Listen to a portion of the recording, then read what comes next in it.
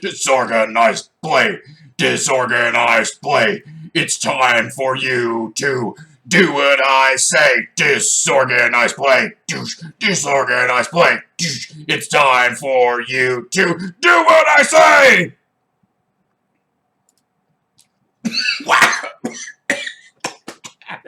Hey, everybody!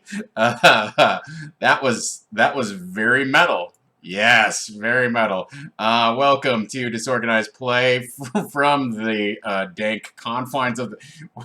I'm gonna do a whole. I could do a whole shadow puppet show behind me here with what is going on with all the light. Let me get some cross light going. Even though I'm gonna bake like a turkey in the microwave. Yeah, all right. Live it. Live it. Okay, ladies and gentlemen, gamers of all stripes and persuasions. Am I a little crooked? I feel a little crooked. I have this thing where I can change it. Is that a little more straight on? That's a little low. Oh. A little headspace there. All right. Yo. I was coughing and beatboxing, Texas Devon. Sometimes beatboxing leads to coughing, and sometimes coughing leads to beatboxing. There we go. There we go. How was our life? Great. So welcome, everyone. Thanks so much for joining me. I do want to show off my badass t-shirt that I got from the D20 Monkey Teespring store. Let's fire a few links into the chat, shall we? Teespring.com/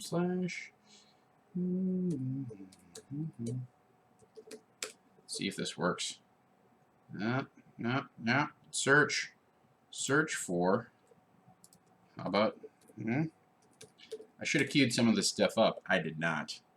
I'm not good. Not good for what? Alright. I don't know. Maybe if I go to D20 Monkeys page. 20monkey.com. Where do we go for t-shirts? If we're looking for t-shirts. Dude store. Is this the Oh, is it TeePublic? Is it TeePublic? Apparently it is. Well, guys, I have let you down. Boom. There we go. That is a fine garment. Thank you very much. That is the Morden Effin' Canaan shirt. So, live it, enjoy it, go get it. That's what you got to tell yourself. That's all I got for you. It was Brian's birthday the other day. Send him some merch. Help him out. It's his birthday. Get him a gift that gives back to you yourself. Woo! All right. So, there we go. That's our life. What's going on today? There's a lot going on today. It's a recap of Chapter 11/9. It's a combination of Chapter 11 and Chapter 9. We're not out of Chapter 11 yet. We're also not out of Chapter 9. For those of you who have fallen behind, all shall be revealed in due course here. Today's topics. Boom. Recap of the session. I'm going to try not to go long on this. I always say that, and I'm always wrong. So let's see if I can live up to my hollow promises today. Finding the plot's center of gravity. This is more of a DM philosophy type of topic on today's conversation. Finding the plot's center of gravity. We're going to talk about we're going to get a little high-minded here, or maybe it's a little more practical. Actually, I think it's actually more practical, but that's me. I just don't feel like you're seeing me in my full glory. I feel a little more centered. I get to see my wife's comic books. Whoop whoop. Next up, random treasure table blues. I'm going to talk about something that's been bugging me about Adventurers League, and this adventure in particular. Guess what it is? Random treasure. And then finally, I'm going to throw some resources at you and talk about the Kraken Society at a very high level. I just want to throw some resources out there for those of you who are coming into this thing and starting to prep this for yourselves, this is some information that I wish that I had put some more effort into researching before we got this far into the adventure, right? So, those are our lovely topics today. It's a lot to bite off and chew. I don't know whether we're going to have time to discuss any random questions that you guys might have, but save them for the end, and maybe, just maybe, Texas Devin, you and I will go braino when it comes to RPGs, whatever you want to talk about. So, save the Q&A for the end, but that's a possibility if I don't blather on as long as I think I am. And considering it's 10 after 2 already, I don't have a heart out. That's the good news for you guys. Might go a little bit longer. But like I said, I like to keep these to about an hour. A little more digestible that way. Recap of the session. So for those of you who are completely lost, there's nothing I can do for you. There's only 2 sessions left, and I'm not going to explain all the Storm King's Thunder in 2 sessions. Although, that brings up a very interesting point, which is one of the things that I did yesterday as part of my prep was I sat down and I mapped out all of the various players who are involved in the plot, and I mapped out all of their various relationships. Boom, there it is. It's right there for you guys. Quick, take a screenshot. That's how it works. I also made some notes for myself on various allies, facts we need to establish, assets, potential events for this session, etc. I will maybe put this into a little more digestible form and pop it out there for you guys. But one, just on an organizational note, get yourself a piece of 12 by 18 tracing paper or whatever kind of paper you like. I really love making notes in this giant piece of paper where I can really kind of write and wander and go anywhere and draw lines, and I have extra room for notes, and the page doesn't get crowded or cramped or anything like that, and yet it's on this kind of garbage tracing paper, and I don't feel too precious about it. But you know, at the end of it, what I'd love to do is like take a bunch of these and just like take a quick little binder and bind them up. The only disadvantage to it being 12 by 18 is that it's a little bit bigger than a folder, right? So it sticks out at the top. So I did that. With that, I also took a second sheet and made up a list of what clues they could find, where the clue was located, what detail was contained in the clue, and then who that clue implicated. Made myself a little chart here to help myself kind of run down. Okay, this is if they find this helps lead them to etc., etc., etc. So I know I really wanted this to be an information-heavy session that dumped a lot of the plot on the table, and so I wanted to have as much of the plot in my head loaded up in RAM, ready to be dispersed as the opportunities arose. We're going to talk about that in a minute. So for those of you who are only a little bit behind, I decided to turn my phone down. I decided to give myself an extra week on this. This was going to be the second to the last session, and we're going to go into finding King Hecaton, and then into the final endgame showdown with the big bad, and that was going to be the end of the campaign.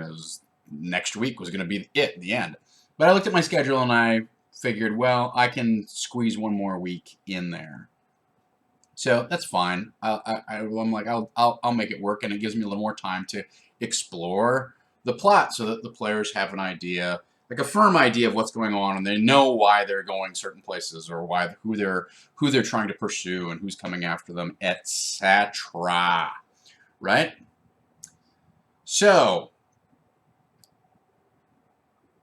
that gave me some extra time to, like, I spent a lot of time thinking about the clues and thinking about the plot that's going on.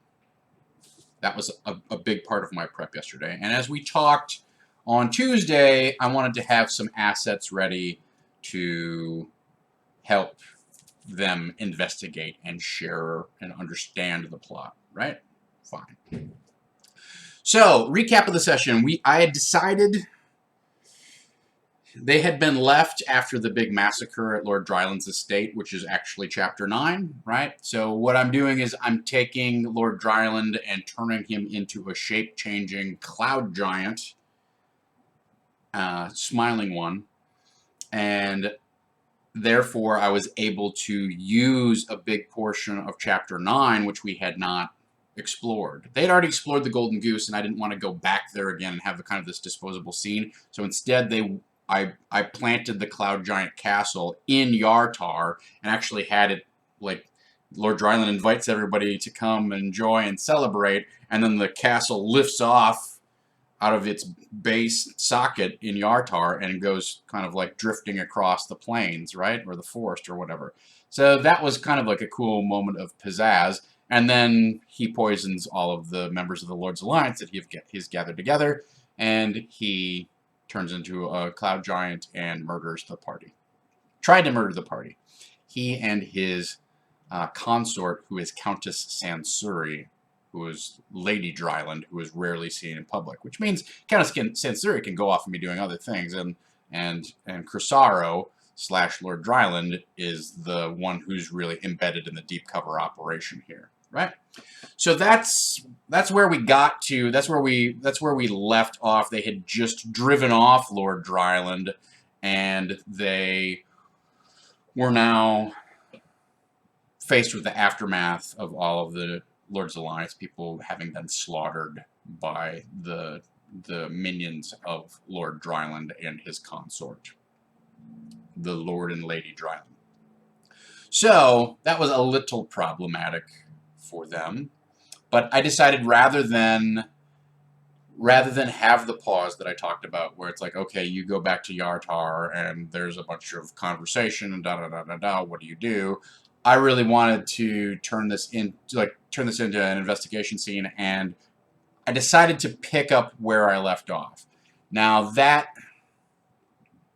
may have been a mistake, right? To really go into an investigation scene, you can't kind of pick up where the cliffhanger left off, or pick it up as if it had been a cliffhanger, and that's what I decided to do. We have talked about the use of time jumps between sessions before, and being able to kind of like, just kind of gloss over, like, okay, that was that session.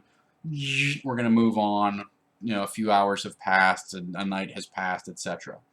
No, instead, I decided to kind of put the pressure cooker on, because I thought there was a real opportunity for some exciting and interesting events to still happen in the floating cloud castle, right? It's a fantastic location, and I mean that in terms of it's a fantastical location. So let's get that thing to pop. Like, let's make some use of it, right? Because they're up however 1,200 feet above the earth, floating around, and the wind is whistling across the terrace and whatnot. So we kick things off with Ping Mao showing up, and Pao Ming Ping Mao. Pao Ming shows up along with one of the characters who had to miss last session. So, Pao Ming is like, what happened? I was letting him in. And they're like, what happened? It was your boss murdered everybody and took off. And they're like, oh, I have no idea what's going on. So they questioned that. Of course they did, which is fine.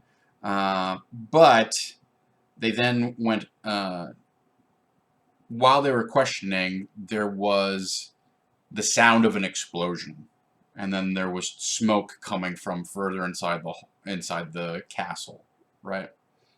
Okay, they go and investigate that. They go down to this room, and it's very clear that, like, there's the normal human-sized den, and then there's this huge aquarium along the wall, and then they see that there's smoke pouring out of this crack in the wall, and they find a secret door that the whole aquarium swivels sideways, and there's this giant-sized office behind the wall, and it's been fireballed, and everything is burning and incinerated, right? So what do? You put that out, da da da da da. Meanwhile, a couple of the other players were trying to collect weapons so they could arm themselves and be prepared for whatever is going to happen, and they saw a figure kind of like get away, like go zipping past the window off in the distance, take off over the clouds. All right, so obviously Lord Dryland has flown the coop. And then immediately there's another explosion type of thing. Like the whole castle kind of goes boom, boom, and drops 10 feet. And then it begins like tipping sideways slowly. And you can tell that it's losing altitude and stuff. So I'm like, what do you guys want to do? And a couple of them are like, we grab as much loot as we can. And another one was like, well, we start looking for a place where we can like jump off the side or whatever. And I'm like, all right. So I give them all perception checks for a couple rounds. And Pao Ming, the mage, you just hear her screaming for help. Somebody, anybody, help! I need more power, help! And so they walk into the navigation orb room, which I describe as being at the very center of the castle. And they see this huge navigation orb crystal that Pao Ming is like gripping furiously. And on the inside of her arms, you can see the eldritch energy being like channeled down her veins. But the outside of her arms, you can see her skin charring as the energy from the crystal, from holding onto the crystal, is like burning her skin, right?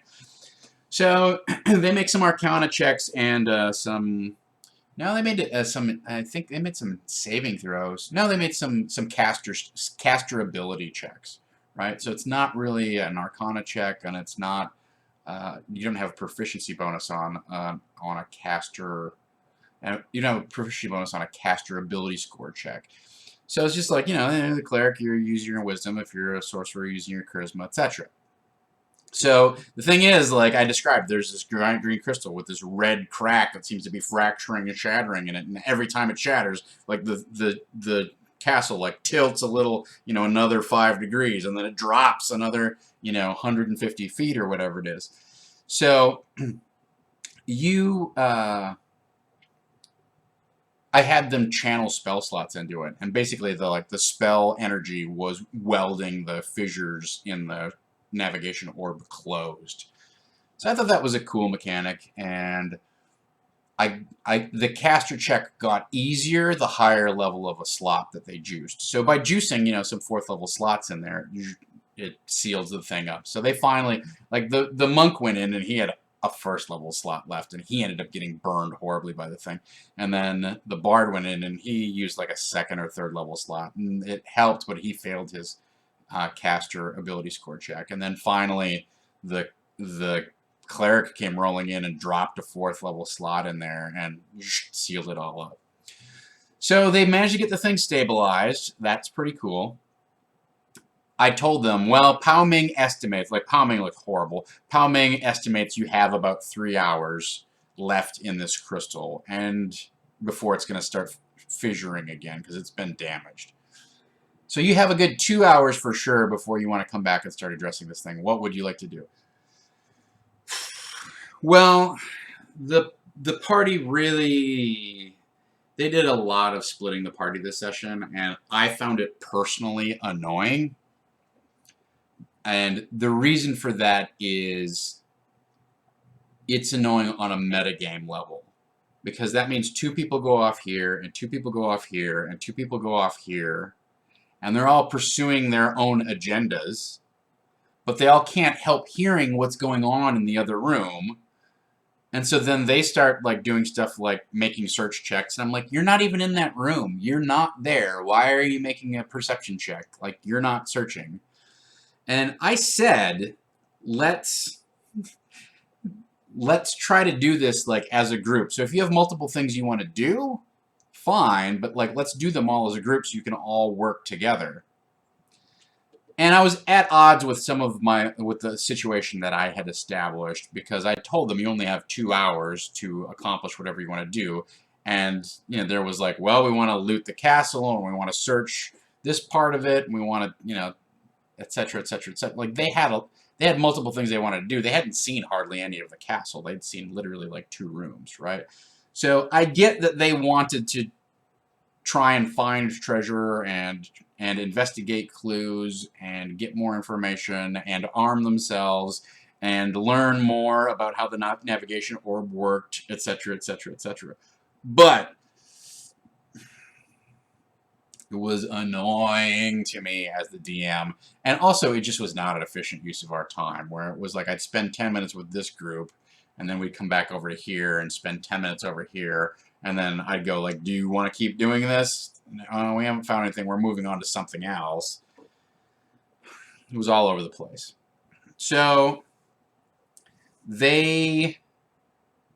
I thought there would be a big exploration scene where they put out the fire. The monk did something really cool, which was cast Sleet Storm in the room that was on fire. Boom, fine. Like, I'm not going to make you come up with a huge, complicated plan for how you're going to put out this office that's clearly like a raging inferno. You're going to drop a Sleet Storm in there. Great. Hand wave, done. It's extinguished. Sure, there's smoke and burning charred embers and things like that that are still popping and hissing, but it's no longer like I've got plenty of stuff that I got to pack into this session. Let's not get bogged down in, well, 80% of it goes out. What are you going to do with the last, let's form a bucket brigade and everybody make a strength check or whatever. Boring. So, I thought there would be a lot of exploration in there, but these characters are not built on intelligence, and I'm a pretty big stickler for, if you want to search, that's not a perception check. Like, so many tables I see juice perception as that's how you sense anything. And on the one hand, I think maybe the rules should somehow be simplified so that perception is either an intelligence or a wisdom check, and there is no search. But the rules as written are perception is, I wonder if this guy's lying. It's more of a passive gut type of thing rather than I'm going to make a detailed examination of this tabletop and see if I can find any seams or cracks in anything and discover how the secret panel works, right? So they're 2 different skills. Everybody juices perception because they don't want to be surprised, or they want to, they want to hear if somebody's creeping up on them or whatever. It is the far more useful, in general, skill for a lot of players. However, I stick to the rules as written that it's a search check to search for secret doors. If you're actually searching for something. If you want to find the hidden safe, that is not a perception check. That is an intelligence search check. And most of the guys have made intelligence their dump stat for whatever reason, or they just have not put many, they don't have many points in it, and they don't have any skill points in it, and so they roll crappy. And as a DM, you definitely have to be careful of setting the DC too high on things. You get above 15, and you're not feeding information to the players. But there was a lot of make a single skill check, don't find a whole lot, and give up type of stuff. Okay, well, I'm going to search someplace else. There also was not a lot of... Now, admittedly, I didn't give a great description of the rooms necessarily, but there was not a lot of, okay, well, I'm going to go over to this cabinet. There also just wasn't a lot of questioning, like, well, what else is in this room? So there's a desk, and there's a shelf unit that has scrolls stored in it. Is there anything behind the desk? Is there something, et cetera, et cetera, et cetera? There was a painting in the other room. Is there a painting here or anything? No. So I didn't dole out as many clues as I wanted. I did dole out a pack of letters from Marcus Gove. For those of you who have been watching, he was the sea captain who befriended the party in Luskan and sailed them up to Svardborg, and then they took a rowboat over to Svardborg, and the next morning when Jarl Storvald showed up, he threw Marcus Gove's head in the snow and was like, I have a way of dealing with you people, and that was the end of Marcus Gove. Well, in what I thought was rather ingenious twist, Marcus Gove was actually working with Lord Dryland to partly to keep tabs on the party, like he happened to cross paths with the party, so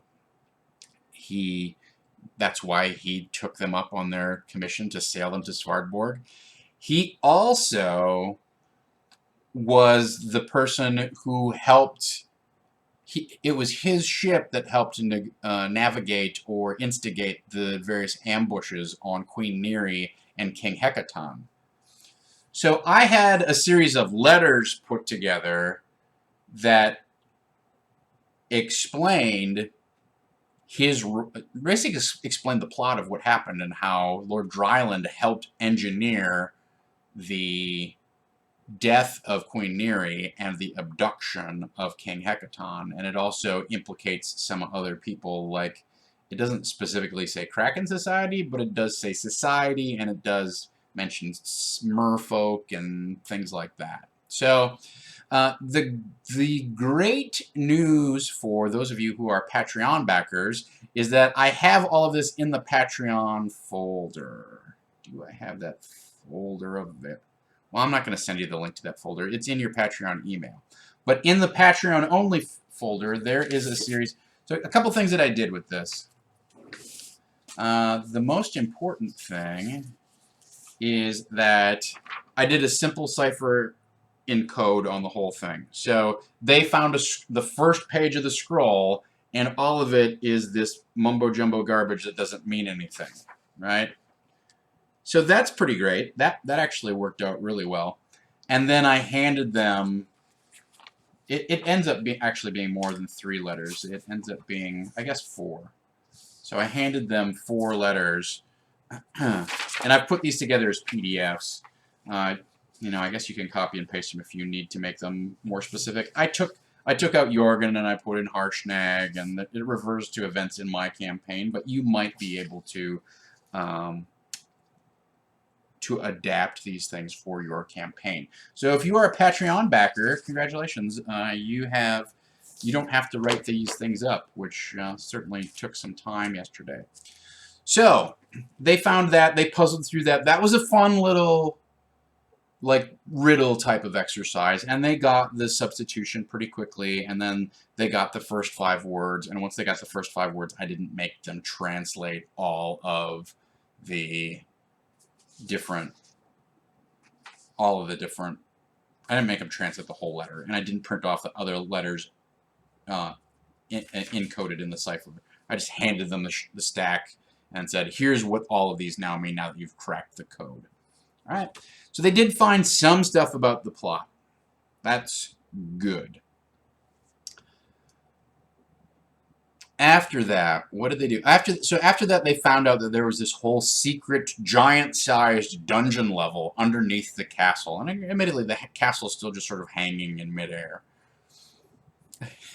Before they went down and investigated that office, the party member who's a member of the Lord's Alliance decided, well, you know, actually, the monk decided, let's go up and check these bodies. Let's search all the nobles who were at the party, ostensibly to see if any of them were somehow complicit in or they had any clues on them. I'm like, well, I don't get why they would have been murdered by Dryland, but okay, you go search the bodies and you find all this heirloom jewelry and stuff that they had on them, blah, blah, blah, blah, blah.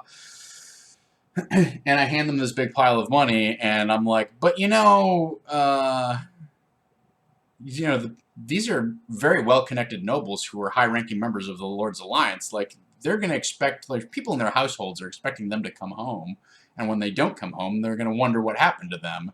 And if you turn over the bodies and they don't have any jewelry on them, that's going to seem suspicious and weird. They're going to want that stuff. All right. Well, we turn to the ranger, who is the only member of the Lord's Alliance there, and I'm like, so keeping that in mind, what do you want to do? And he's like, oh, well, it sounds like to me what we should do is just pile up all the bodies and set them on fire then. Just basically destroy the evidence.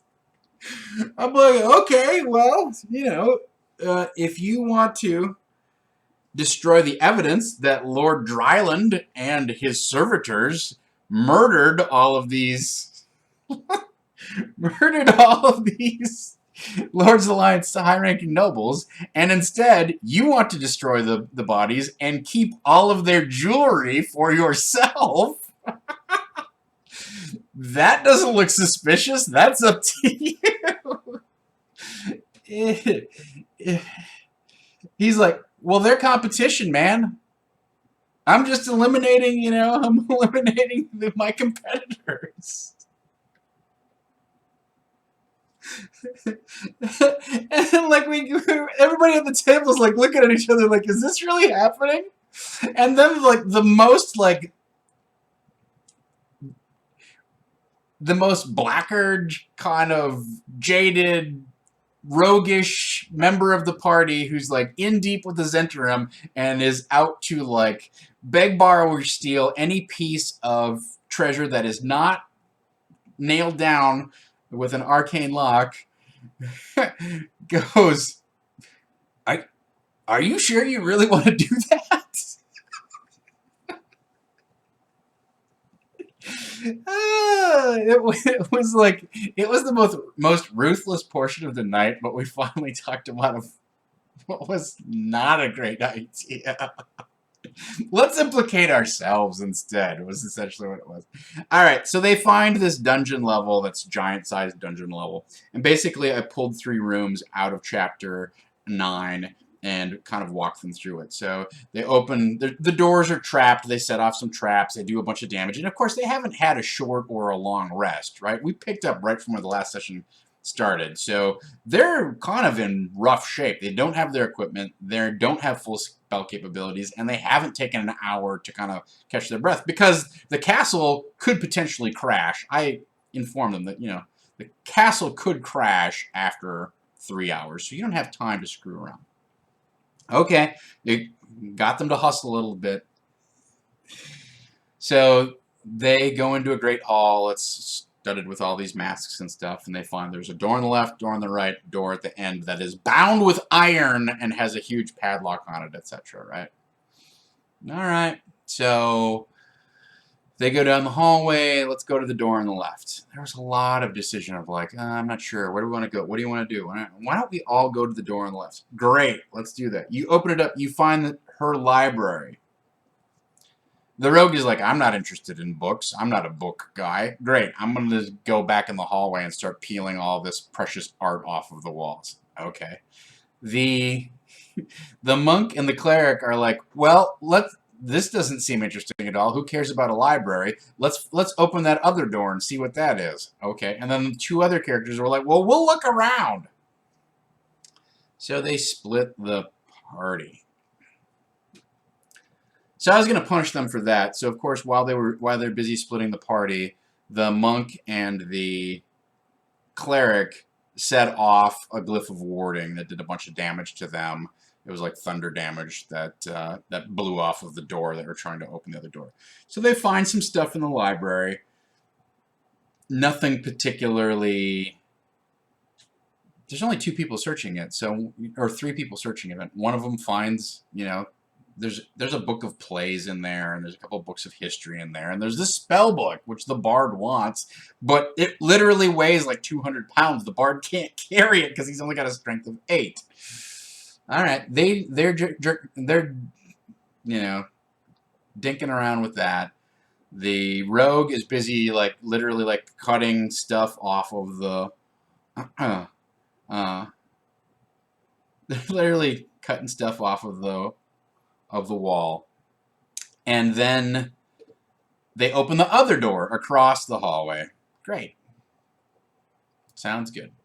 They open that, and they see that this is like the wizard's laboratory. One was the library, this is the wizard's laboratory, and there's this big cabinet that looks important. There's a table, and there's some other stuff, da-da-da. But I'm like, everybody make a perception check. Now, this is where a perception check comes into play. I could just use their passive perception, but I had them make an active perception check.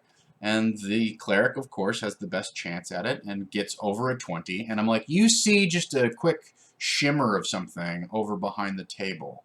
A weird kind of ripple in the air. And the cleric is like, don't worry, guys, everything here is great. And they start marching, starts marching into the room. Okay, so they start marching into the room. The monk and the cleric are up front, and then the sorcerer and the bard are up next, and finally it's the fighter and the ranger. And they get 15 feet into the room and get attacked by two invisible stalkers. And that combat was a little annoying, but they managed to take care of business after 5 rounds or something like that. Having disadvantage on the attacks is not good. The one clever bit that got introduced there, the one clever bit that got introduced was the fighter is like, well, I didn't see this thing. I have no idea what's going on. I don't want to go down there. I don't really have any magic weapons or anything. I don't want to go down there and attack these things. But I want to help, but I don't know how I can help.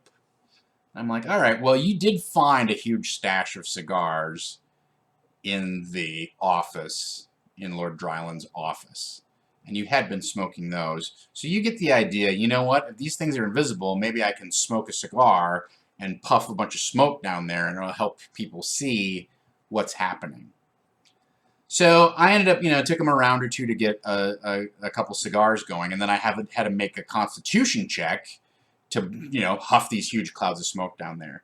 And it did not disrupt the disadvantage, but what it ended up doing was I had them, pick high or low, and then I would roll a d6, and if they rolled whatever, and if I rolled whatever they called, then they did not have disadvantage.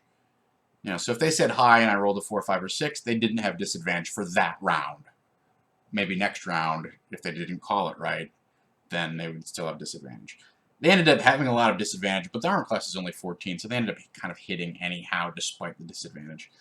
They destroy the invisible stalkers. They go over to the cabinet. The cabinet is arcane locked, and they cannot figure out how to open this thing. They can't.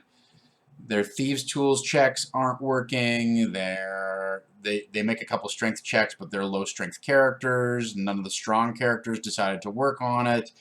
And so sort of out of a combination of boredom and frustration, the bard goes, okay, everybody clear the room, walks back to the staircase at the entrance of the room, and uses his wand of fireballs on the cabinet and fireballs the cabinet. Roll your damage. I'll roll a saving throw for the cabinet. I nat 1'd it. The thing, ba-boom, like explodes.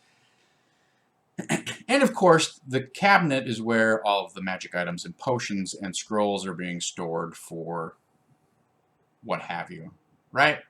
So I took no small pleasure in describing how you see the flames as a potion of Storm Giant strength gets burned up in the blaze that ensues from the fireball. You see the flames as a potion of supreme healing gets burned up in the blaze from the...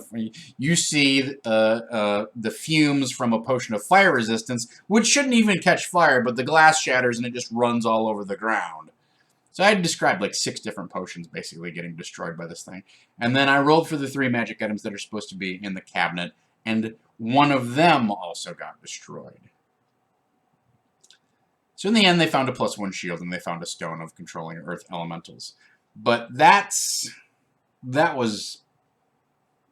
could have gone a lot better. Honestly, they have so many magic items that they're attuned to right now that getting more permanent magic items, certainly more permanent magic items that require attunement, is not a big plus for them. They could have used those potions probably to a far greater effect than a stone of controlling earth elementals, or like the shield +1. Almost nobody wants it. The cleric already has a magical shield. The bard might be able to use it, but he often polymorphs into a dire ape, so, or a giant ape, so he doesn't. It's not going to help his armor class then. And then we have a sorcerer. We have a ranger. We have a ranger who's a two-handed fighter. He uses a great sword and a bow. And then we have the fighter rogue, who's a 2-weapon fighter. So really, this shield +1 is kind of worthless. But that potion of storm giant strength would have been awesome. Well, they screwed it up. They open the door to the final room, and that is the dungeon. Felgalos, the bronze dragon, copper dragon, whatever he is. They discover him and free him, and then they have to deal with the castle dropping, and they do that, and they manage to kind of like sort of embed the castle into like the soft dirt of like this field or whatever. Like it sinks about 20 feet into the dirt, and then it kind of hits bedrock, and the crystal is kind of still kind of keeping it upright, but you don't know how long, whether it's going to tip over or not. It's not on solid ground, right? So at this point, we're pretty deep into the session. We literally had 10 minutes left. They go to Yartar. The guards at Yartar are like, what are you doing? Were you at Lord Dryland's party? We saw his castle float off, and then it's 3 o'clock in the morning. Nobody's come back. Like, the castle hasn't come back. Do you know what's happened? And they're like, oh, yeah. They're having a good time. We decided to come back ourselves. Okay. And then the ape, like, the bard is polymorphed as a giant ape. So they tell a lie to the city guard, and then the city guard is like, okay, well, come on in, but you can't bring your ape in. We're not going to let a giant ape into the city. We're not nuts. So the bard polymorphs back from giant ape form into his regular bard form, at which point he can't carry all of the loot that he had loaded up on himself, and it all kind of comes tumbling down into this giant pile. It goes ding dong to chang chong ding ding ding ding. And at that point, they're like, we're taking you into custody, and tell us what's going on and what happened. And they do that, and they send a force of, 24 riders out to round everybody up. And they all go back to Yartar, and they're in jail overnight while the authorities make some inquiries on their story. And then the Water Baron of Yartar has a private meeting with them, because she's a high-ranking member of the Lord's Alliance. And she basically says, well, this was a masterful inside job. I never trusted Lord Dryland. He always had designs on my position, but plenty of people did, and he had a lot of influence, and it appears that he's involved to a much deeper extent in this conspiracy than any of us know. We're declaring you guys legally dead. We're going to do you a favor. I've talked to all of the witnesses who have seen you, and they've been paid off. The story that we're going to be circulating is that you're legally dead. Now, that's not going to protect you from scrying or other means of magical detection, but right now, you guys are legally dead. Do whatever you need to do. And that's basically where we left off. So, in as much as I wanted this session to be an exploration of plot, it ended up that this session turned more into a dungeon crawl. Which brings us to, after that half-an-hour recap, brings us to our next topic of conversation, finding the plot's center of gravity. Here's what I mean by this. So, every game of Dungeons & Dragons that you run has some sort of compelling question behind it, right? It has a plot. The plot may be as simple as break into the crypt of the Lich Lord and steal his phylactery, or go to the abandoned wizard's tower and retrieve the staff of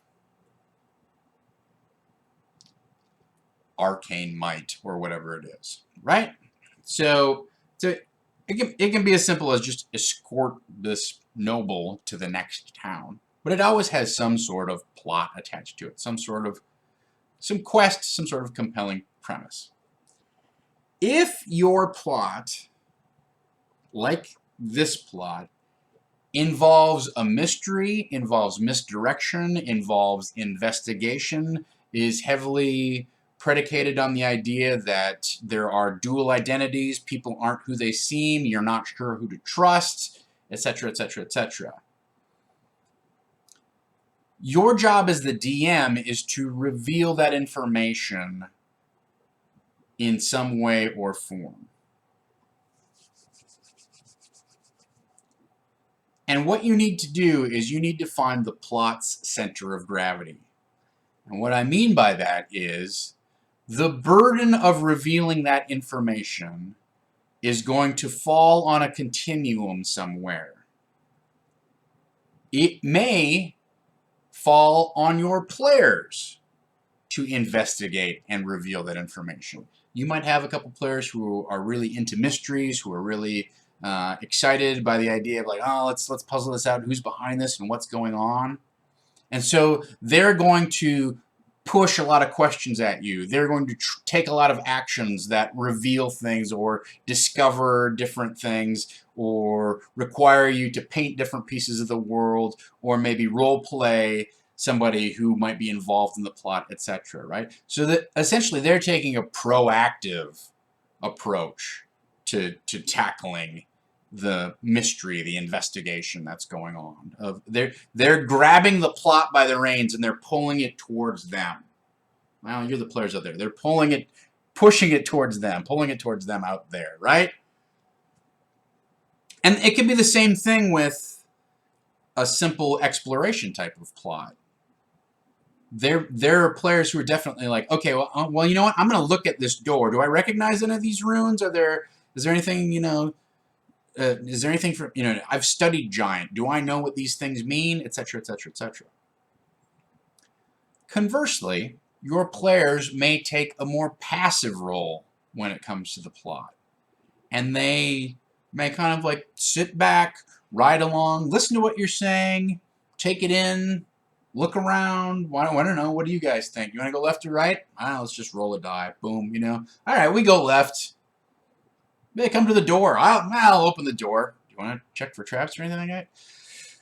Oh, yeah, now that you mentioned it, yeah, I suppose we should check for traps. Okay. Yeah, does somebody want to check for traps? It's very low-key. It's very low-key. Well, in a heavy investigation and mystery type of scenario, you need to pull the responsibility for revealing information over to your side of the screen.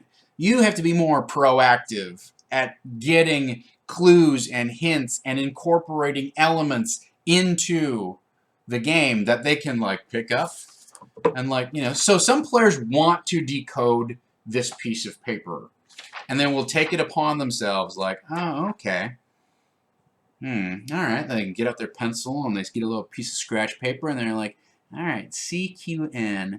Well, that could be you, that could be the, that could be can, I guess, but you and the are two of the most common. Let's see. This R is by itself. That could be an A or an I. Those are really the only two standalone English words. So they're gonna proactively work on it. Other players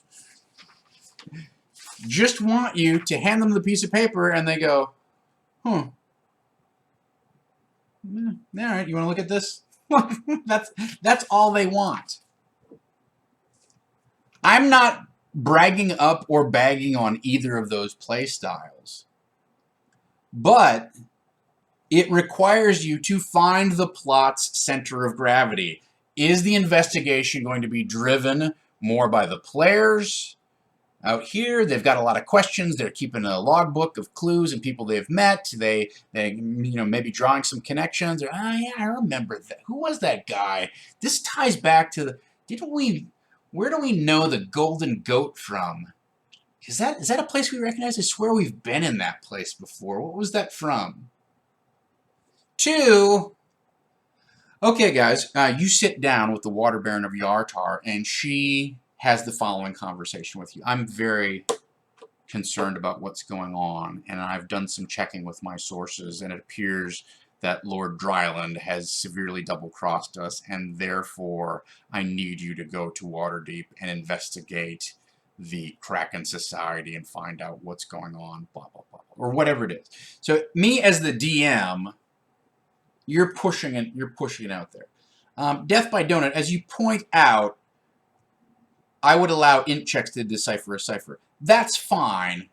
Here's my personal approach on that. You put this piece of paper out there that has this cipher on it. Now, first of all, it's a simple substitution cipher, right? It's literally like A equals G or whatever it is, right? And then it's one, the alphabet follows the rest of the thing.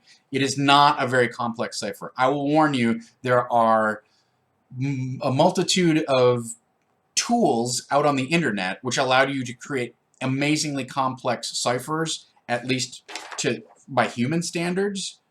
that your players will just lose interest in. So if you're doing a pig pen cipher or something where it's like multiple letters on the page actually equal a single letter in the thing, like without computer assistance, those types of puzzles are not engaging for human players. But something like this, that they can actually sit down and puzzle out and then start to see the words appear on the page, some players really like that. So give the players the chance to engage with it.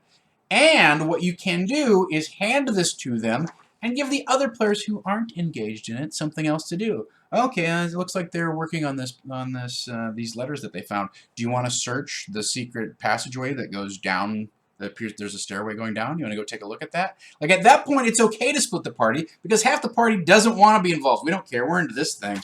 We're checking this out. Okay, all right. Okay, great. So I will let them work on it first.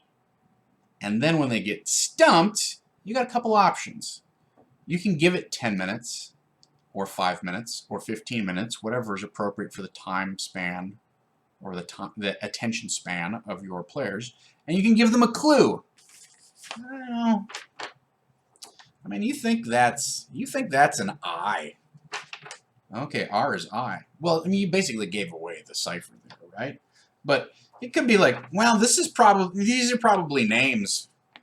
Okay, well, that's not a huge clue, except that you know that this was found in Lord Dryland's place. Guess what, guys? This is his first name. It doesn't say Lord Dryland. Ha ha! So that's a clue that's kind of like a lightweight clue, where it gives them like, oh yeah, I wonder what name that could be. Oh, let's see, what names do we know? You know? So then it gives them a further avenue to keep working on it. If they lose interest altogether, then you can go, give me an intelligence check. All right. Now you think intelligence check, that's either an A or an I. You want to give them another intelligence check, or they're just not interested in it? All right, DC 20 intelligence check, you can decipher the whole thing. It's going to take you some time. It'll take you 20 minutes to figure it out in the game, right? So those are some options for you to engage that type of role-playing, like people who are rewarded, who are, you know, that puzzle solver type of play style. Engage those people, have a different activity for the rest of the table to do, not necessarily a combat, of course, but have a different area for them to explore, or an NPC to have them talk to, so that people who aren't puzzle solvers, you know, pencil sharpeners, whatever you want to call it, propeller heads, have something else that they can do during the game time, instead of it's just the whole table sitting around and staring at the two people who are working on the puzzle. So, and if that's frustrating for everybody involved, great. Just give them the intelligence check and give it away. It doesn't matter. The important thing is they get the information, right? But to my larger point, you need to take a look at the type of adventure that it is. And you need to take a look at the play style of your group.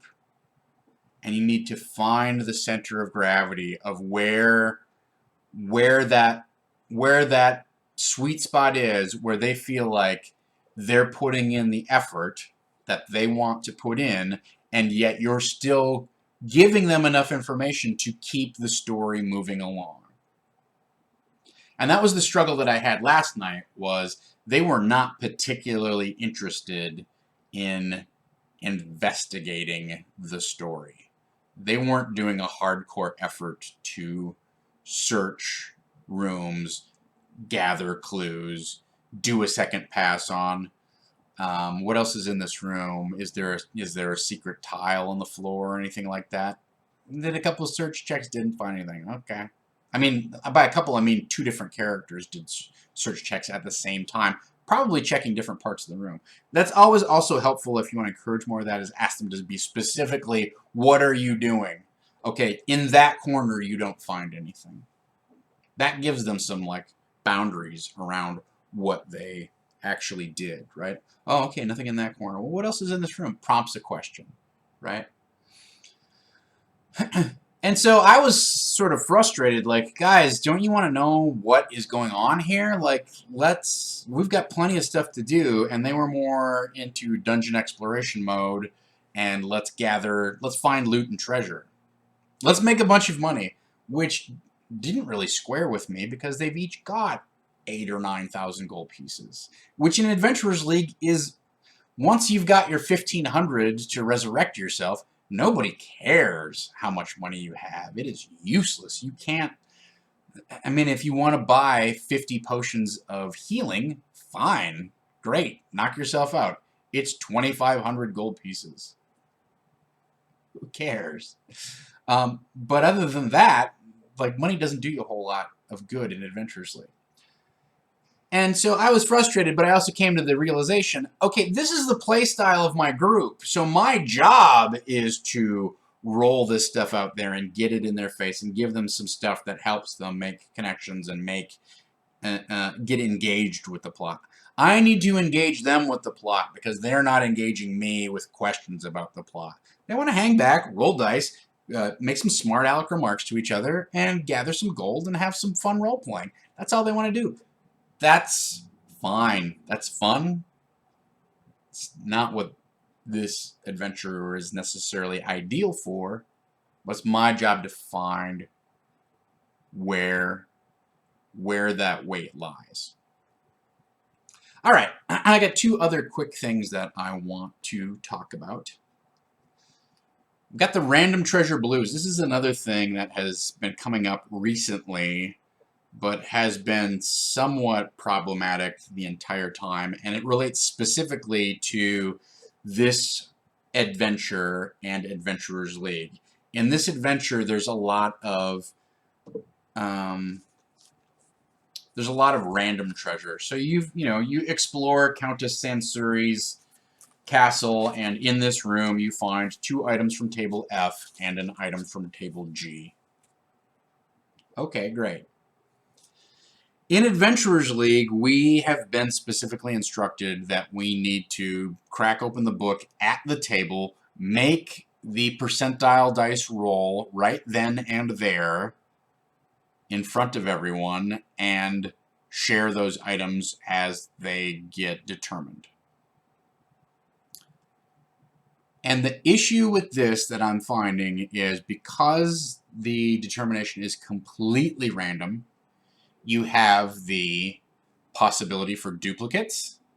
You roll 38 on table G twice, and now the party has 2 daggers of venom? Why? Who wants it? You know, they wanted the first one. Nobody was fighting for a second one. There's one person who wanted it. Okay, great. Fine. So you have the possibility of duplicates. You also have the possibility... Well, no, there's no possibility. The other problem is it's completely random, and it's just like, oh, okay, you open the cabinet and find, boom, boom, a stone of controlling earth elementals and a shield +1. Well, they can't use the shield +1. They honestly don't care about it. They can't sell it for money. That magic item, that opportunity for an interesting moment to happen, like this is a reward that you have earned, suddenly becomes a non-reward. And actually, it becomes anticlimactic. Get the book out. Oh my God, look at everything that's on this table. And you roll a percentile dice and like, oh, I hope it's gloves of missile snaring. Oh, it's a shield +1. Is it? Who's got a magical shield?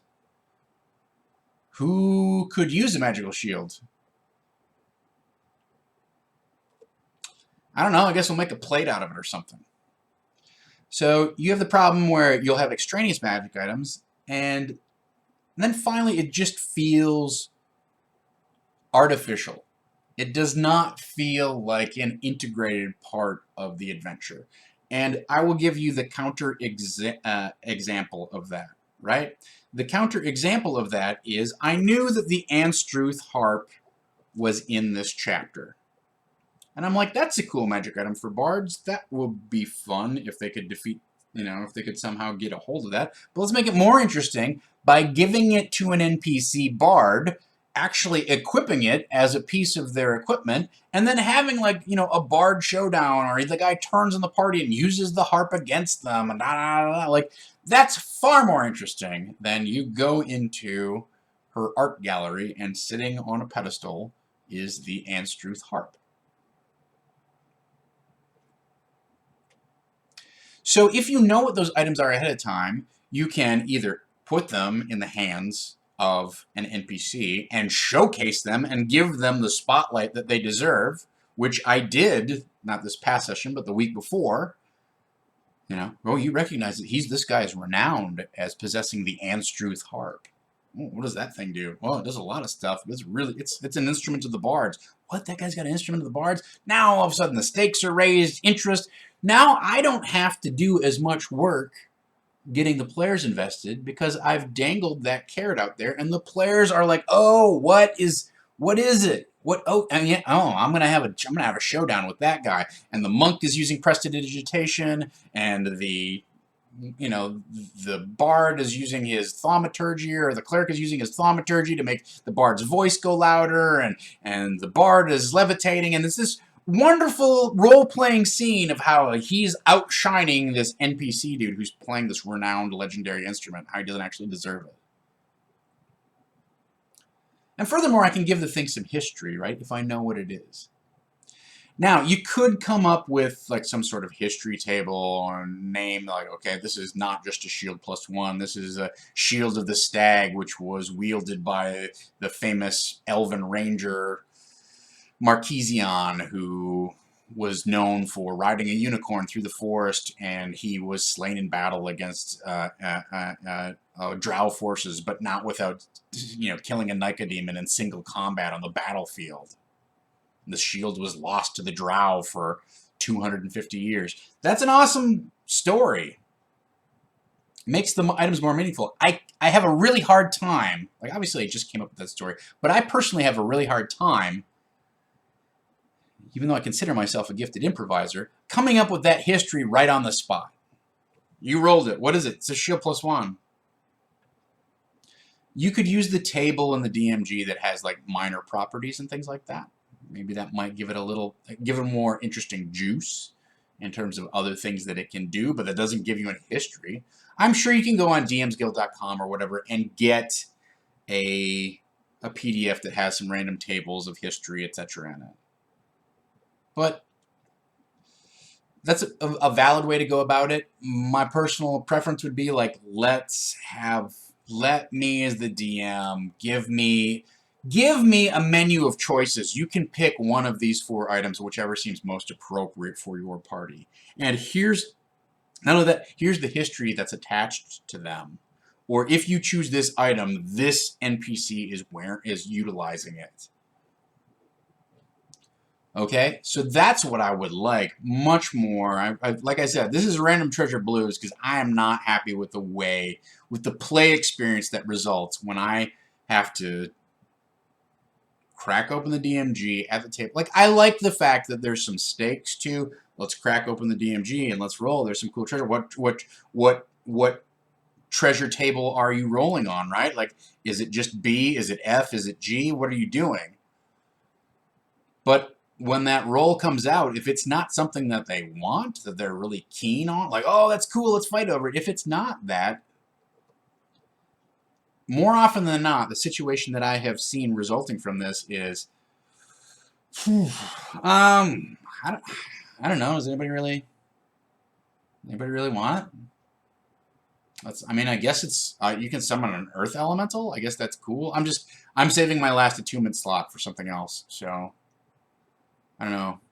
I don't really want it. Oh my God, guys, it's treasure. Like back in AD&D, this was like the ultimate moment of like, oh man, I found a frost brand. That's cool. I found a +1 longsword. Oh, this is amazing.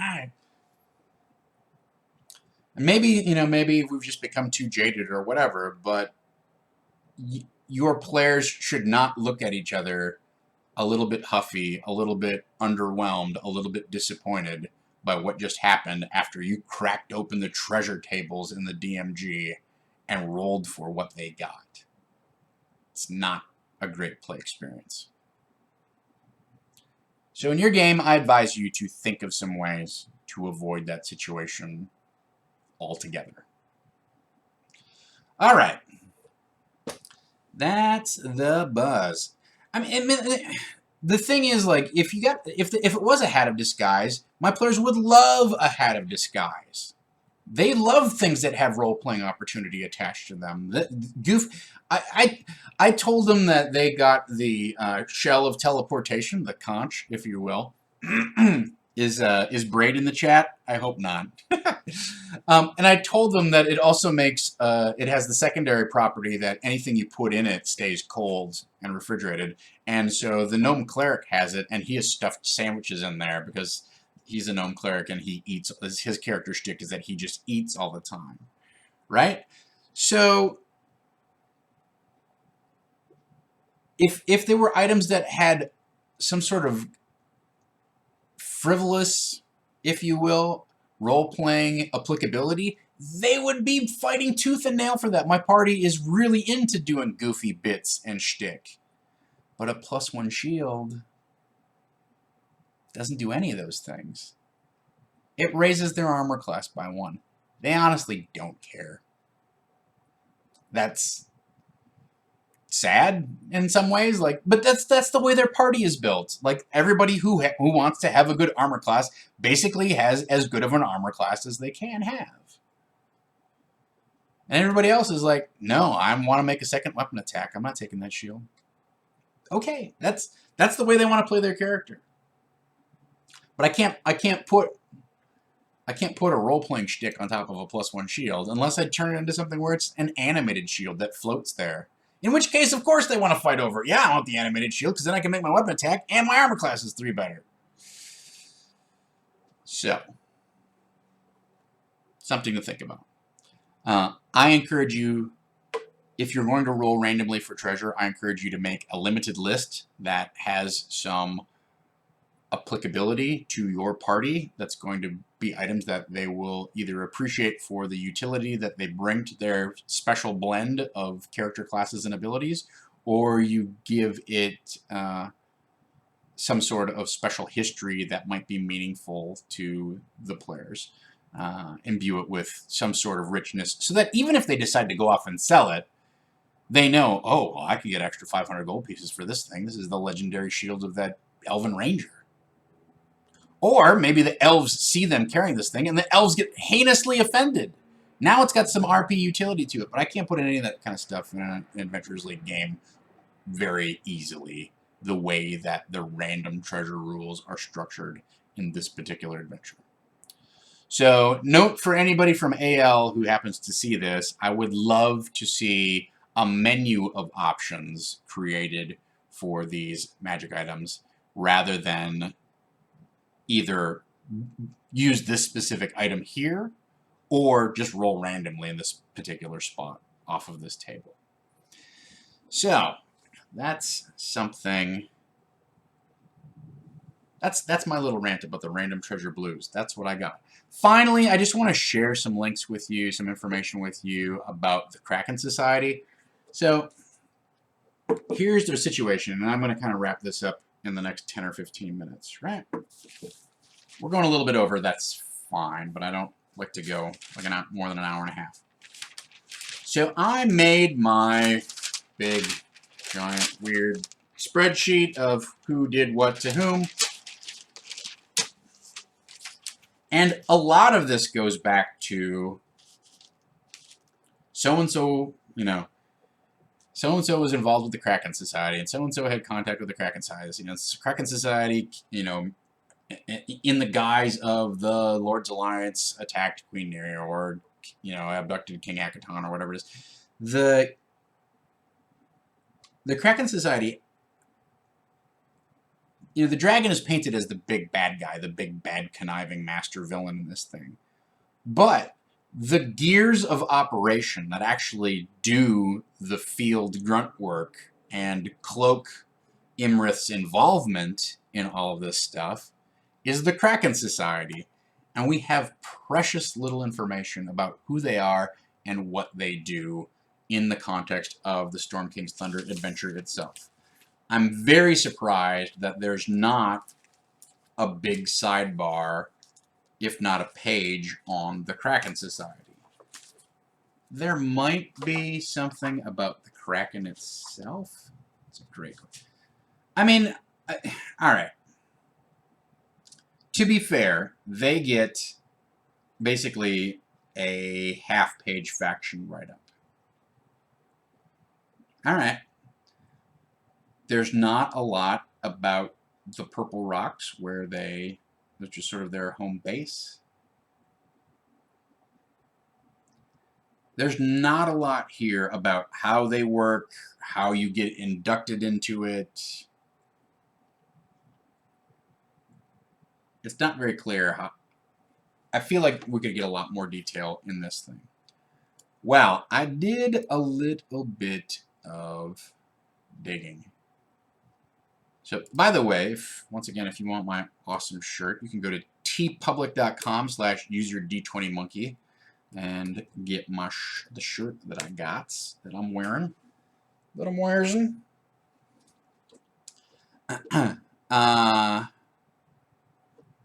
Yeah, and they've got an NPC in the back, right? So they've got what's his face. Where's the guy here? These are the cutout NPCs. They don't count. I believe they have the mage, right? Honestly, I spent a lot of time looking at the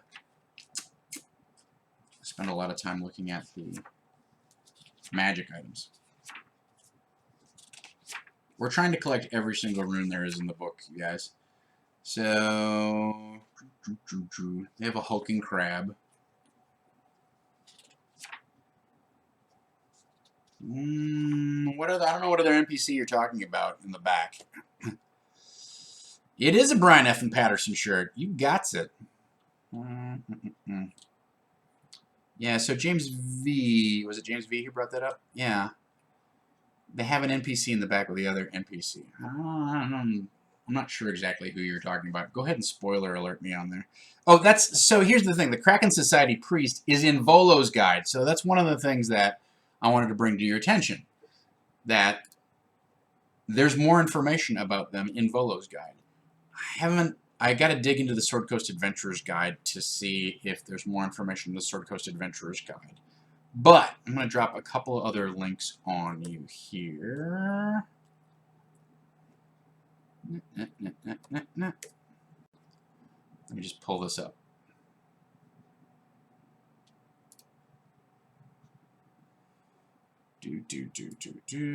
That's not it. That's not it. So Saxcar over on the Geek and Sundry network did a whole article on this. It's called The Lovecraftian Mystery in Volo's Guide to Monsters. I'm going to drop a link here in the chat, but if you go to geekandsundry.com and look for Volo's Guide or Sax's articles or The Lovecraftian Mystery in Volo's Guide to Monsters is what we're looking for.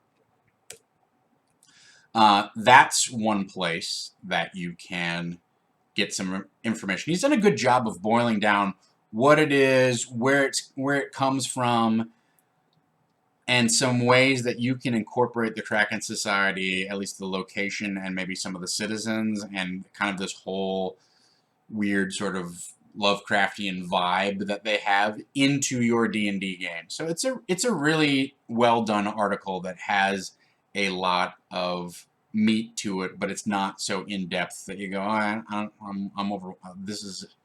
I don't have any room to operate in this thing. Also, the other thing that you might want to look at, it is mentioned in a second edition source book called the Villains Lore Book. That is a 2E thing. It's over on dmsguild.com, or I'm sure it's probably on dndclassics.com. I'm going to drop you the DMs Guild link because I was looking for information on the DMs Guild here. So let me grab that. So that's another resource. If you want to drop $10 on the PDF, you have the opportunity. They cover the Kraken Society there. And I think it's kind of like the first real write-up that they get in any of the official D&D stuff. But yeah, if you look in the back of Volo's guide, there is a Kraken Priest, which I suggest you deploy. I actually got... I'll be right back. Where is that guy? Well, maybe I didn't. Did I bring him along? I think I brought him along. I didn't use him. Where did I put him? No. I hope you can hear me digging around in all my gaming stuff, you guys. Yes, you can. I'm back. So this is a Popo figure. I don't remember what it's called, but let me move some things around here on my windows. On my windows. This is a Popo figure. I'm gonna put something behind him so that it's a little easier to see.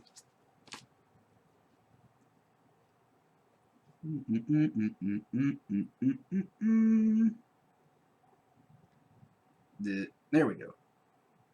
So that's a Popo figure. I think it's like $6. Ugh, I'm terrible at this. I think he's about $6. I think this is a really cool, really evocative figure. I'm probably going to try and use him as a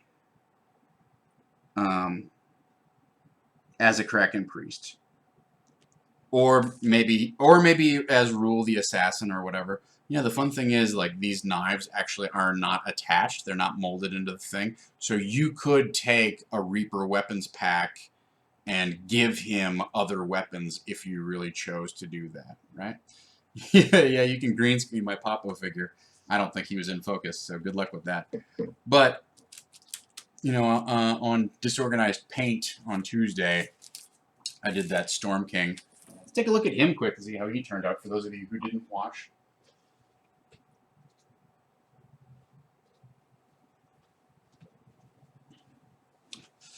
So, there's that guy. It's a pretty good Storm Giant figure, I think. I might do a wash on him, so just he gets some definition in the shadows of his abs and all that kind of stuff. But in the daylight, now that I look at him, he turned out really well. I'm really happy with him. So, you know, for an $8 action figure. So there you go. It is $13 or whatever. I did spend $13 here, but I've got two really compelling figures. So this fight that's coming out next week should really be. At least I have some stuff on the table that will, like, maybe convey to the players, like, all right, we're starting to pull out all the stops. Let's do this thing. So that's cool. That'll be very fun. So, you did used to be Aquaman. It was the Jason Momoa Aquaman, and it's $8 on Amazon, and it is now King Hecaton. So that's pretty cool. So at any rate, if you're looking for information about the Kraken Society, those are a couple different places that you can go to look. So Volo's Guide has a Kraken Priest in it, maybe has some information. That article by Sachs on Geek and Sundry does give a great overview right there, compact, clean, concise. That's cool. And then if you want to either go to eBay or go get, you know, your PDF copy of the Villains Lore Book, is that what we called it?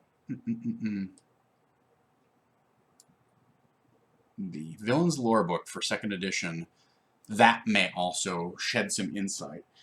Because where I'm at with the rest of the game is, like, I've got a bunch of plot that I need to unspool, and they're going to be asking questions about the Kraken Society, and I have to know how much have they infiltrated the regular population of the Sword Coast, and what are their goals and motivations, and what have they achieved, and what are some of the limits and boundaries around their power, and how might you recognize one, and would you have to infiltrate, like, is there a secret handshake? Is there a meeting? Is there a church where they worship? Is there a thing that they do that, you know, in the dead of night they walk down to the harbor and quietly slip over the side of the dock and then swim through the depths to a rendezvous, you know, 2 miles out at sea? What do they do? So that's something that we need to, you know, figure it out. Both of these figures are I got off of Amazon. This is a Papo, P-A-P-O. Let me see if I can find a link to it. All right, Amazon.com, our friends, and then Papo action figure.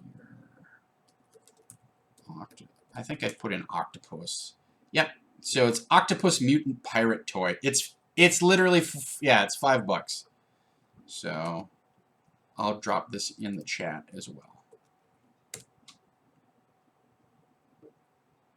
Yeah, I didn't put the affiliate link in the Amazon there, Dom. If you want to drop the affiliate link on there for everyone to use to give us a little something back with your purchase. But yeah, so that Papo figure, those Papo figures are cool. It's just like at $5 a piece. On the other hand, like $5, right? It comes fully painted. It's an awesome sculpt. Can I use it multiple times? Yes, but I mean, it's a great showcase monster, and for $5, like, you know, an unpainted Reaper sculpt of this size is going to cost you $4, right? Well, I don't have to paint it or shade it or anything. I don't have to dip it. I knew that we had an affiliate link. I just didn't know what it was. So yeah, the Papo figure, and at the same time, just do a search for Batman versus Superman, Aquaman. That's a lot of IP in one fell swoop. But that's where I got this particular version. There's multiple different versions. This one, to me, looked the most detailed and impressive without being $40. You can get a $40 one, but at 6 inches tall, he seems like exactly the right scale. And I thought he with a pretty crude repaint, he really turned out to be an ideal storm giant. So that is the buzz on the Kraken Society. All right, ladies and gentlemen, we have gone a little bit over our time here today. We've gone about an hour and a half, which is fine. That's okay. I'm glad to. I had several things I wanted to tackle today, and a couple things I wanted to get off my chest.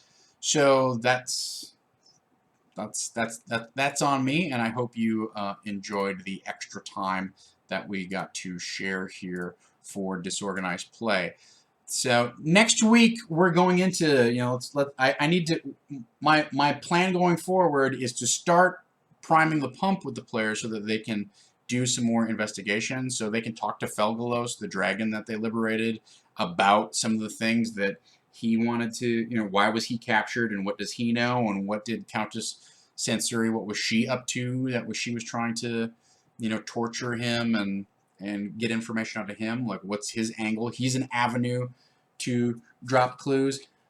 I really can't emphasize enough that I made this table of assets, locations, details, and who it implicates.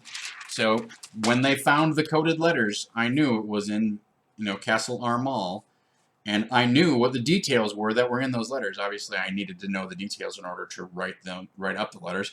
But I also knew who it implicated. It implicates sources in the court. It implicates Marcus Gove, and it drops the name Rule and talks about the society. So those are some leads that they have. Cloak and Dagger, the TSR supplement, also has info on the Kraken Society. Thank you for that. So make a list. If you're trying to feed plot to the players, make a list of... One of the things I did on my other sheet was I made a list of facts that I need to establish, things that they don't know that I need to communicate to them so they have an idea of what's our motivation, where do we go next, so that they can make the leap to, oh, okay, what we should do is teleport to, charter a boat for, hire a train of wagons, whatever it is, do some scrying on, etc. So I made a list of things that they didn't know that I want them to know. So my plan before we even get to Tuesday and get to our next episode of Disorganized Play is to get some conversation going on the Facebook group. who do you guys want to talk to? Let's do some offline in between gaming so that on Wednesday, when we get things cranked up, we can get into whatever we need to get into. We've got some pieces to put in place. Because right now, they don't have enough pieces in place to know where to go or what to do next. Their next step, as far as I can tell, is let's go to Waterdeep and do some more investigation and asking around about stuff. And that is a guaranteed formula for wasting time, or at least burning more time in the game store than I have available at this point to crank out the remaining chapter and a half of plot. So that's my plan. All right. With that in mind, let's take a quick look at something very exciting called the Saving Throw Calendar. And why do I say that's very exciting? 2 reasons. Tonight is the debut episode of a brand new installment of Never Tell Me the Odds, our Star Wars Edge of the Empire game with Mr. David Crennan and a shuffled up lineup of players. It's going to be every Thursday. It's going to be a weekly show from now on. Yeah, we're going up against Critical Role. Who gives a flying F? Why not? Who cares? You want to watch the Saving Throw magic? We have got it for you. So that's a big thing that's kicking off tonight. And then tomorrow, Friday night, starting at 8 p.m., it is our official Saving Throw Nerd Prom. It is our spring formal, a night to remember. It kicks off at 8 o'clock with the season finale of Wes Otis's Black Bag Vikings. At midnight, Jordan Callerman walks in and walks you through the improvised role-playing game known as Roll for Shoes. I don't know if you caught that yesterday on the Geek and Sundry Network, but you saw it here first if you've been a fan of Saving Throw Show for a while. You're going to see it again tomorrow night at midnight. So Friday night at midnight, that kicks off. Then, in the wee dank hours of the morning at 3:30 a.m., Talene Guerra hosts Los Noches del Fuego, a Telenova RPG, which will probably have a very limited amount of Spanish speaking involved, because there are a lot of gringos involved in Saving Throw Show. There's also a lot of people who are people of color who don't necessarily speak Spanish. We do definitely make an effort to have a diverse and interesting cast. We don't always extend that to bilingual type of offerings, which is something we should think about. All right. At 7 o'clock in the morning, Gaurav Galati steps into the DM's chair as much as anyone DMs. Betrayal at the House on the Hill, the complicated and devious board game of 5 strangers or friends, actually really kind of 5 strangers and perhaps 5 friends, who enter a creepy abandoned mansion, start poking around, and then it turns out one of them turns on the rest of the party. The rest of the game turns into an epic chase scene where they attempt to escape their traitor and escape the wily and devious forces of the house itself. So that's at 7 a.m. on Saturday. Mr. Dom points out that Talene is the only Spanish speaker who's involved in that show. Definitely going to have limited options for our Telenova to be bilingual. Oh well. Then 10:30 a.m. I want to thank Mr. James V. If any of you out there are Patreon backers and have not submitted a set of quirks or some locations for my Paranoia game, it is not too late, but you need to get them over to Mr. Dom Zook ASAP so he can drop them in my hot little hands and I can incorporate them into my scenario, which is called, I think it's Fast Pass to Wizzy World Clearance Upgrade. I believe that's the title. It is the 2nd edition Paranoia game, which is a bucket load of fun and also a bucket load of backstabbing and disposable PCs as they journey into Wizzy World, which is absolutely nothing 100% not like, if you are a copyright lawyer, I want to emphasize this, underline, underline, underline, underscore, absolutely in no way, shape, or form related to Disney World, Disneyland, or any of the affiliated Disney IP properties. So, we're definitely not sending a team of communist-hating cloned investigators into the weird Fallout vault of a abandoned Disney World-like complex. That is not happening from 10:30 to 1. But the good news is my wife is playing in that game along with Amy Vorpahl and Eric Reichart and an all-star cast. So join us at 10:30 on Saturday morning. At 2 o'clock in the afternoon, I then switch from the judge's chair over to the player's seat. I will be sitting in with Mr. Jordan Pridgeon's game of Fiasco. Hey, have you ever thought to yourself, boy, I love those Coen brothers. I wish they would make more movies. More specifically, I wish I could be in one. Well, Fiasco is the role-playing game for you. It is the game of sordid desires, high-minded hopes, and dashed dreams. That sums it up pretty much in a nutshell. Fiasco is very much a storytelling-based game. It is heavily character-driven. It has very simple mechanics, but it is an extreme blast to play. And if you have never seen this game run live, or if you've never seen this game run, period, I encourage you to tune in because everything you've heard about it is true. So check out Fiasco. That runs from 2 o'clock until 5. And then at 5:30, Mr. Dom Zook and the rest of the Saving Throw crew will be hosting the Advanced Lord of the Potter Wars Jeopardy! It's Advanced Dungeons & Dragons trivia. It's Lord of the Rings trivia. It's Harry Potter trivia. It's Star Wars trivia. It's Jeopardy trivia, all rolled together in a big nerd culture super trivia fest mashup that's guaranteed to make your brain explode. So that rounds out the night. We are doing a 24-hour we're doing a 24-hour marathon here to help raise money, fund the channel, get ourselves some additional equipment, get ourselves some additional help behind the keyboard, pay our rent on our beautiful studio. I am not in our beautiful studio. And if you could help me pay my rent too, that would be great. But let's take care of some other bills first. So I hope you will join us for this. It's going to be a fantastic. It's going to be a fantastic 24 hours of gaming. You did see Fiasco on tabletop. They didn't play it exactly according to the rules. There were some not quite right things there. The other thing about tabletop is they edit that show way down, and playing Fiasco in 45 minutes or an hour is honestly not feasible in my high-minded opinion. But that's just me being an RPG snob. I'm sure it was fun and entertaining. I have high hopes for our game. So that is the schedule for the week. I will be back next week, of course, with another installment of Disorganized Play. But please tune in on Friday night into Saturday for our Night to Remember Marathon. Tell your friends, tell your neighbors.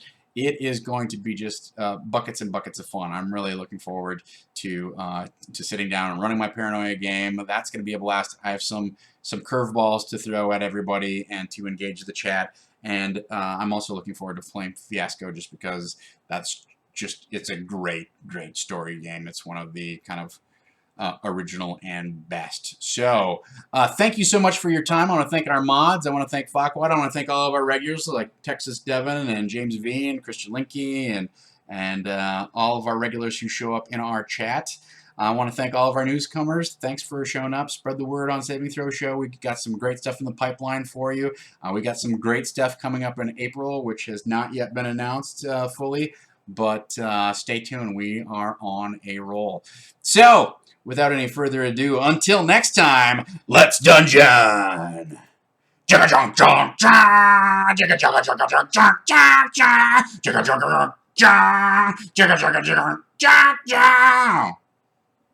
That